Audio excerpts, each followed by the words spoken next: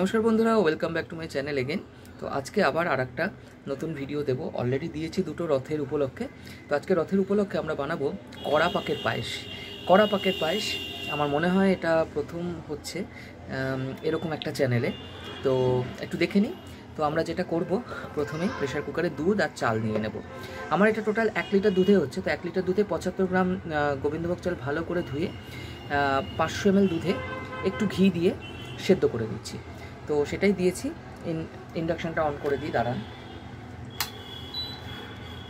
তো induction on, ফাংশনে গেলাম, 1400 এটা 1000-এ করে দিলাম।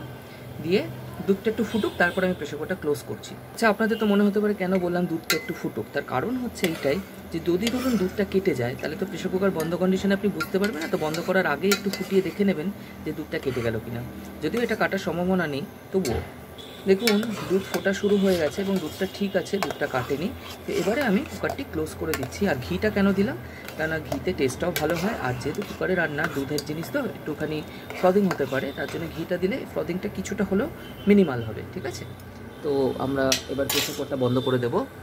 তো সিটি খুলে আমরা বন্ধ করছি। এবার সিটি চাপিয়ে দিলাম। এবার এটা 1400-তে আছে, তো এটাকে আমরা 800-তে করে দিই। 800-তে একটা সিটি আসুক। আচ্ছা, ব্যাপারটা যেহেতু দুধ আছে, তো আমি ভাবছি যে একটা সিটি দেবো না। একটা সিটি আসার আগে যখন শোষো করে আওয়াজ হবে তখনই আমি বন্ধ করে দেবো। তো একটা সিটি দিলে তো মুখ থেকে একটু হলেও বেরোবে, সেইটা আমি চান্স রাখছি না। তো শোষো করে আওয়াজ হবে, বন্ধ করে দেবো। দেখুন শোষো শোষো করে আওয়াজ হচ্ছে, আমি বন্ধ করে দিলাম। ঠিক আছে, তো এবারে পুরো প্রেশারটা থাকুক। যতক্ষণে ওটা প্রেশার কুকারটার পুরো প্রেশার যাচ্ছে ততক্ষণে আমরা একটা ক্যারামেল করে নিই। ক্যারামেল হচ্ছে চিনি আর সামান্য একটু জল দিয়ে এটাকে একটু রস করে নিয়ে রসটাকে একটু পুড়িয়ে নেব।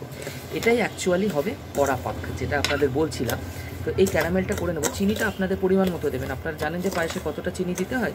তার ধরুন 60% চিনি দিয়ে ক্যারামেলটা তৈরি করে নিলেন।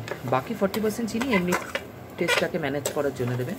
তো ক্যারামেলের রঙটাও হবে বেশ গুড়ের মতো, আর টেস্টটাও খুব সুন্দর হয়, অন্যরকম হয়। তো ক্যারামেলটা করে নিই। দেখুন চিনিটা গলছে, রস হচ্ছে।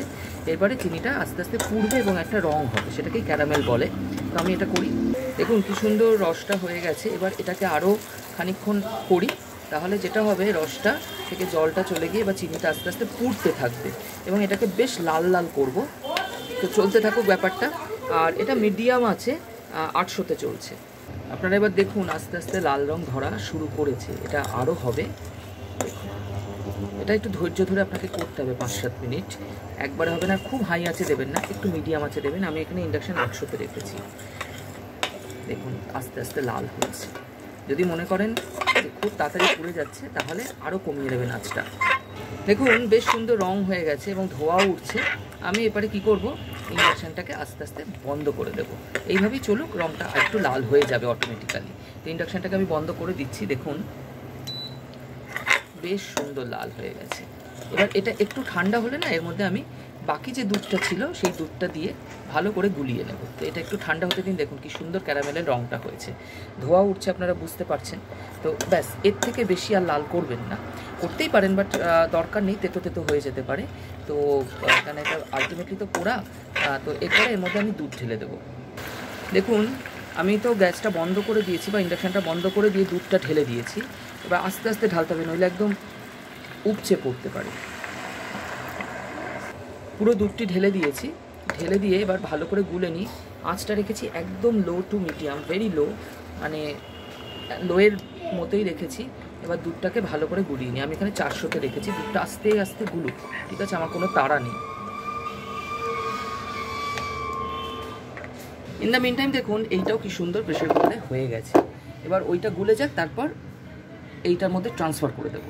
দেখুন পুরোটা মিশে গেছে। এবারে আমি যেটা করব, এই যে আমার যে চাল আর দুধের যে ভাতটা হয়েছিল এর মধ্যে এটাকে মিক্স করে দেবো, করে একটু ফুটিয়ে নেব।